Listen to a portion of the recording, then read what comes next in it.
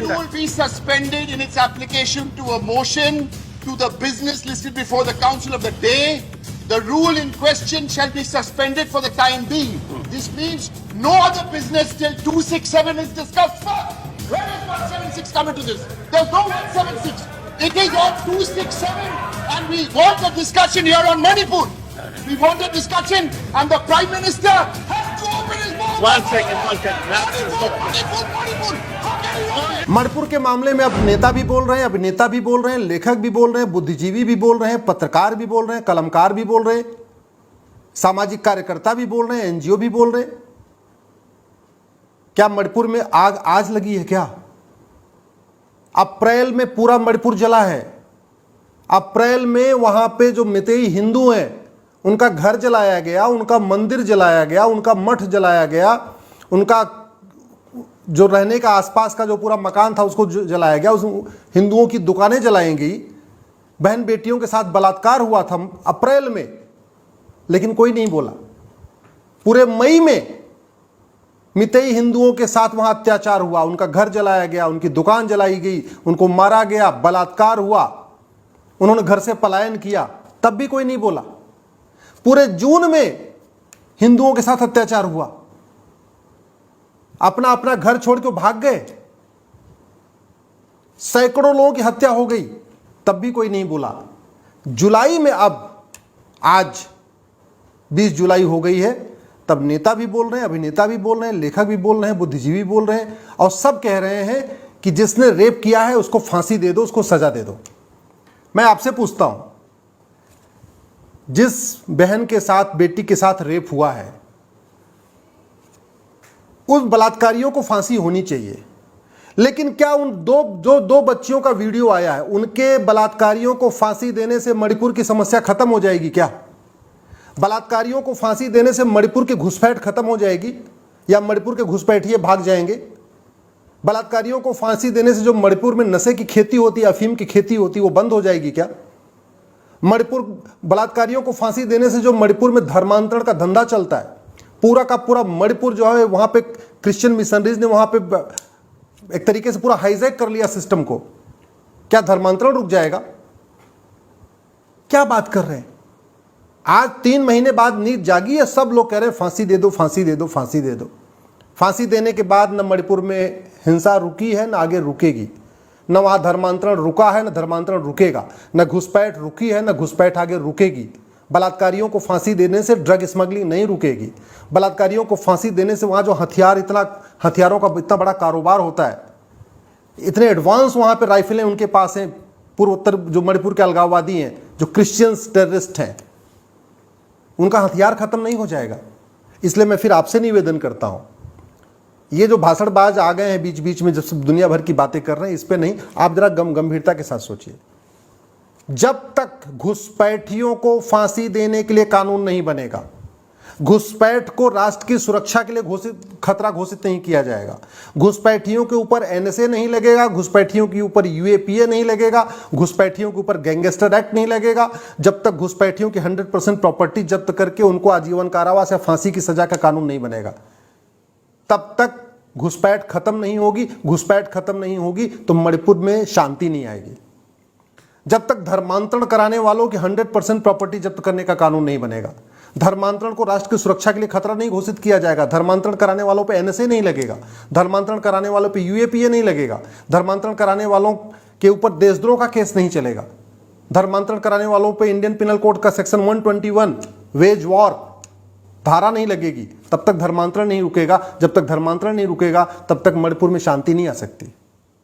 जब तक drug smuggling को भारत की राष्ट्रीय सुरक्षा के लिए खतरा नहीं घोषित किया जाएगा, ड्रग स्मगलर्स को फांसी देने का कानून नहीं बनेगा, स्पेशल ड्रग के लिए स्पेशल कोर्ट नहीं बनेगी, ड्रग स्मगलर्स के ऊपर यूएपीए लगा के एनएसए नहीं लगाया जाएगा, जब तक ड्रग स्मगलर्स की 100% प्रॉपर्टी जब्त करने के लिए कानून नहीं बनेगा, उनको आजीवन कारावास फांसी देने के लिए नहीं बनेगा, तब तक मणिपुर शांत नहीं होगा। क्योंकि मणिपुर का मेन धंधा है अफीम की खेती, वहाँ अफीम की खेती चल रही है, वहाँ पे म्यांमार के रास्ते से वहाँ पे अवैध हथियार आ रहे हैं, म्यांमार के रास्ते से वहाँ रोहिंग्या आके बस गए हैं, जबरदस्त वहाँ घुसपैठ हो रही है, पूरा वहाँ मिशनरीज धर्मांतरण करा रही हैं। जो वहाँ पे मितेई हिंदू रहते हैं बेचारे, वो कितने बचे हैं? 45% के आसपास हो गए। जहां 80% हिंदू थे मणिपुर में, आज 42-45% हो चुके हैं। तो समस्या का स्थायी समाधान उन बलात्कारियों को फांसी देना नहीं है। फांसी होनी चाहिए, लेकिन इस समस्या का स्थायी समाधान नहीं है। इससे देश की एकता अखंडता मजबूत नहीं होगी, इससे मणिपुर में शांति नहीं आएगी। मणिपुर में शांति के लिए भारत की पहली बात एक one nation one police code लागू करना पड़ेगा कि पुलिस इफेक्टिवली काम करे। जैसे यूपी में पुलिस बुलडोजर लेके घूमती है, जैसे मध्य प्रदेश में पुलिस बुलडोजर लेके घूम रही है, ऐसे ही मणिपुर की भी पुलिस बुलडोजर लेके घूमे, वहां के घुसपैठियों का घर गिराए, मिशनरियों का घर गिराए, धर्मांतरण कराने वालों का घर गिराए, ड्रग स्मगलर का घर गिराए, तब खौफ पैदा होगा। इसलिए one nation one police code चाहिए। मणिपुर के जो अलगाववादी यहां पे इतनी बड़ी उनको फंडिंग आ रही है, वो फंडिंग वो अपने आप तो बताएंगे नहीं। तरीका क्या है? नार्को पॉलीग्राफ ब्रेन मैपिंग कानून बनाना पड़ेगा। जो वहां पे मणिपुर में अलगाववादी, उनको पकड़ पकड़ के उनका नार्को टेस्ट करना पड़ेगा, पॉलीग्राफ करना पड़ेगा, तब वो बताएंगे कि उनको फंडिंग कहां से आ रही है, हथियार कौन दे रहा है, पीछे उनके कौन सा गैंग है, चाइना उनके पीछे है या यूरोप उनके पीछे है या खाड़ी देशों से पैसा आ रहा है, कहां से उनको इतने हथियार आ रहे हैं। तो नार्को पॉलीग्राफ ब्रेन मैपिंग कानून बनाना पड़ेगा। 1 घंटे के अंदर FIR दर्ज करने और एक महीने के अंदर जांच पूरी करने के लिए कानून बनाना पड़ेगा। पुलिस चार्टर लागू करना पड़ेगा। साल भर के अंदर सजा 100% सबको मिलना शुरू हो जाए। जुडिशियल रिफॉर्म करना पड़ेगा, जुडिशियल चार्टर लागू करना पड़ेगा। नहीं तो जज क्या करते हैं, जिधर से पैसा मिलता है उनको तारीख पे तारीख देते चले जाते हैं। न्यायपालिका में इतना भ्रष्टाचार हो चुका है कि अगर बड़ा वकील हो जाए, ढंग से खिला पिला दे पेशकार को और वहां पे नीचे स्टाफ को, तो तारीख पे तारीख मिलता रहेगा, कोई दिक्कत ही नहीं है। भ्रष्टाचार खत्म करना पड़ेगा।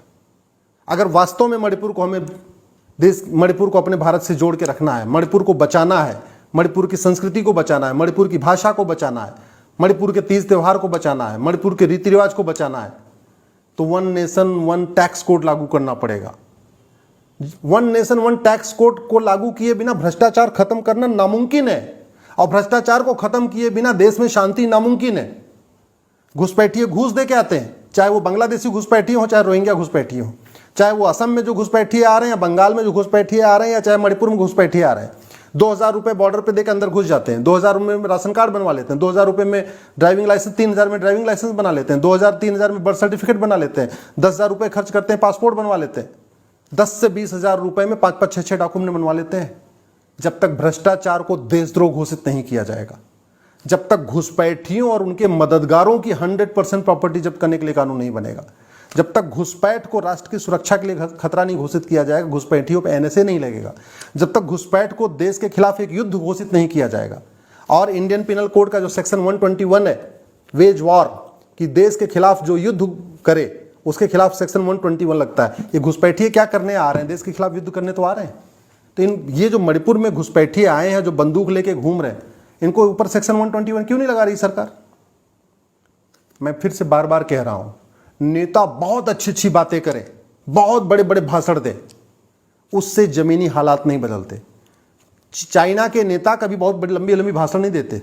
चाइना का राष्ट्रपति जो जिनपिंग है, कोई बहुत लच्छेदार भाषण नहीं देता, कोई बहुत बड़ी बड़ी बातें नहीं करता, लेकिन चाइना में न घुसपैठ होती है, न धर्मांतरण होता है, न इस तरीके का आगजनी होती है, न इस तरीके का हत्या होती है, न इस तरीके का बलात्कार है, न इस तरीके का वहाँ क्राइम नहीं है। सिंगापुर के जो प्रधानमंत्री हैं वो बहुत बड़ी बड़ी बातें नहीं करते, लेकिन सिंगापुर में देखिए शांति है, समृद्धि है, खुशहाली है, बिजनेस व्यापार बढ़िया चल रहा है। सिंगापुर में घुसपैठ नहीं होती है, सिंगापुर में धर्मांतरण नहीं होता। क्यों? क्योंकि कानून बनाते हैं। भारत में कानून की कोई लागत नहीं होती। तो चाहे वो मणिपुर की समस्या हो, बंगाल की समस्या हो, केरल की समस्या हो, कश्मीर की समस्या हो, इन समस्याओं का समाधान बातचीत करने, चर्चा करने, टीवी डिबेट करने, संसद में तू मैं करने से नहीं होगा।